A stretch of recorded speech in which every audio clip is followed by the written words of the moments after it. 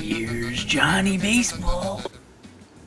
Oh, hello. I didn't see you there. It's a pleasure to make your acquaintance. As you can see, I'm dressed a bit more formally for this episode. This is to honor the organization that we'll be talking about today, the New York Yankees, one of the most iconic, successful, and respected franchises in all of sports. As you might know, the Yankees prohibit their players from having hair that touches their shoulders or facial hair that ends below the upper lip. And I figured that in order to pay respects to such a sacred franchise, that I too would abide by these rules for the entirety of this episode. And I mean, after all, who am I to sully the name of a franchise that has featured such legendary players like Gary Sheffield, Roger Clemens, Derek Jeter, and Alex Rodriguez. Alright, now that my inner Mets fan got all his burns out, hey, that's a wicked bend. Let's explore 3 Yankees that'll help your fantasy team this year. Alright, we're going to start off with Michael Pineda. The thing that I love about doing this show is that I get to dig deep on players that I never paid much attention to, and I can find some pretty surprising things, and that was the case with Michael Pineda.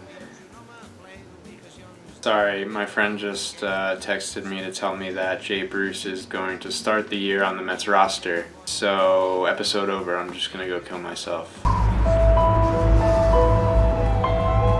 Fuck this world. Fuck this world!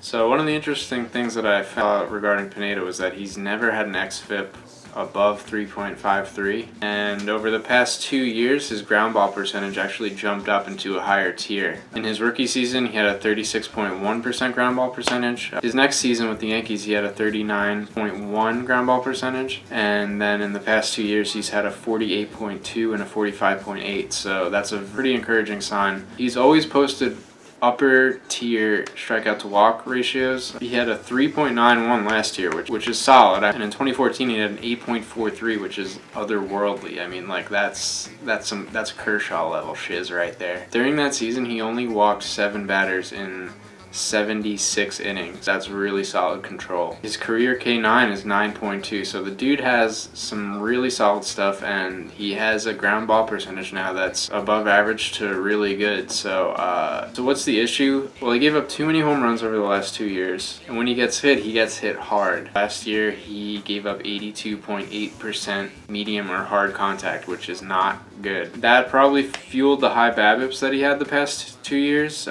He had given up a 332 BABIP in 2015, and then last year he gave up a 339 BABIP, which sometimes you'll chalk up poor BABIP to some bad luck, but in this case, if he's giving up that much hard contact, BABIP could stay up there. It might not regress. That said, he does have swing and miss stuff, and he obviously has the control, so it's really tough to kind of figure out what exactly is plaguing him. To explore that a little more, let's look at the chart. So as you can see, he's keeping the ball low for the most part here, which is a good thing, especially when you pitch in Yankee Stadium and against teams that are in the AL East. The bad thing is, as you can see, he's a little too much over the plate, especially against righties, as you can see here.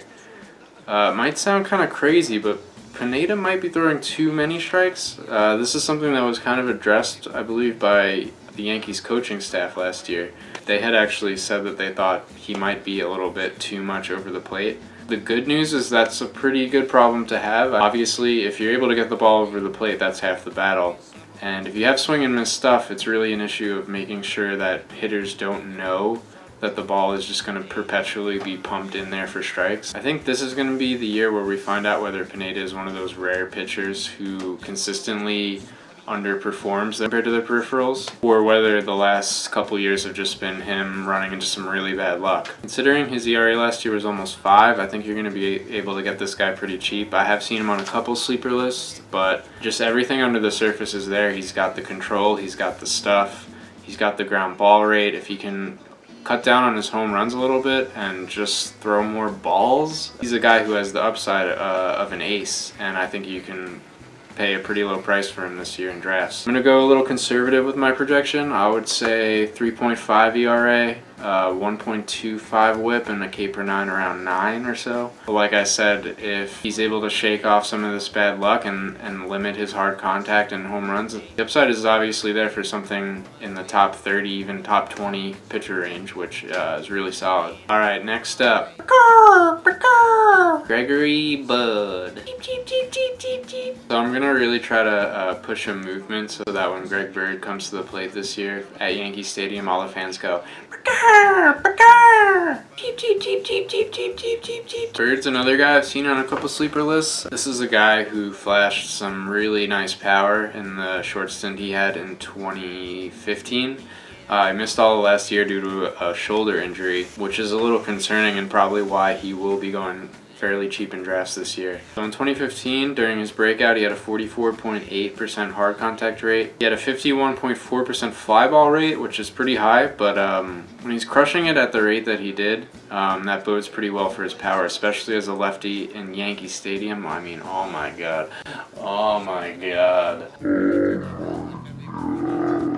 That probably explains why he managed to hit so many home runs in 2015. Only 41% pull percentage, so I think that bodes pretty well for him not getting eaten alive by defensive shifts, which is always a good thing for a lefty. Admittedly small sample, but he only hit .238 against lefties, which is not great, but for a lefty against a lefty, it's actually pretty high. And if he's able to maintain that and just kind of feast on righties, I think he might be able to keep his average in a fairly respectable range. Strikeout percentage was pretty rough in 2015, but he showed mediocre strikeout rates in the minors, and especially in the year that he got called up, he showed an improved strikeout rate. So if he did make an adjustment and he can carry that over into this year, all the better. Now that Mark Teixeira has retired and returned to his home planet, I think Bird is just going to take the lion's share of first base, especially as a lefty. Probably going to hit for a low average, but the hard hit rate, the fly ball percentage, the fact that he's a lefty, and the fact that he plays in Yankee Stadium are all in his favor, and I think give him a legitimate shot at 30 or more home runs. My projection for Greg, cheap. I could see Bird hitting for a 240 average, probably slugging around 800 or so, and probably giving you around 30 home runs if he gets the playing time and he can stay healthy. So don't let this bird fly away on you. Last but not least, we got ya boy, Matt Holliday. To be honest, I completely forgot this guy was even on the Yankees until I looked at their depth chart. But that's a good thing, because I think a lot of other owners probably forgot that he existed too. Even in a year where he battled injuries for most of the season, taking a look at his stat line from 2016, a lot of things are right in line with his career averages. And the peripherals still look good, so. Old creepy man. Started pulling the ball slightly more last year, but I think that's probably a pretty natural thing that comes with age, as some of these older guys try to get the most out of what little power they have left. And the increase in pull percentage actually did coincide with his highest ISO since 2011. Simply put, I don't see enough of a drop-off in his numbers last year, even when he was injured, to make me think that he's totally done and unable to contribute to a fantasy team. I also think the move to Yankee Stadium is just what the doctor ordered. It's true, it's just what I ordered. Because I think his power is going to play up a little bit more, and the fact that he's going to be able to DH full-time or part-time is going to keep him a lot healthier, and I think a lot stronger over the course of a year. Overall, I could see something fairly close to a vintage holiday season if everything goes his way. A 270 average, 350 OBP, and something like a 460 slug with around 24 home runs. Yankee Stadium is a magical place. It can make even Didi Gregorius seem like a slugger. So there you have it. 3 underrated Yankees for your fantasy team. Yankees, Yankees, Go on, give in.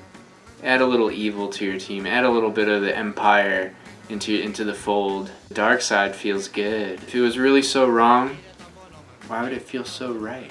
Alright, later dogs.